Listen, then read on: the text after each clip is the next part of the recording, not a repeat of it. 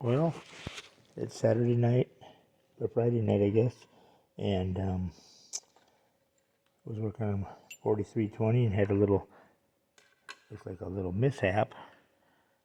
Here's finger discs on this 4320. Well, this one bolt bent, this bolt broke. Actually, broke this ear off here. We nickel welded it. Hopefully it holds.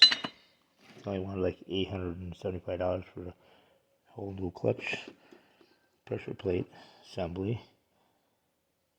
So we got that welded, and I'll show you what I think happened on this here. There's a bunch of pieces that we got out of the flywheel. But for this PTO,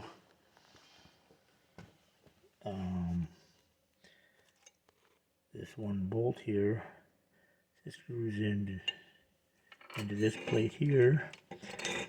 This one here is broke right there. The other one is here, which is no problem, but we're replacing that. I think what happened, the bolt broke and it went into the clutch and had a boo-boo, so I guess next time probably put new bolts in and be done with it.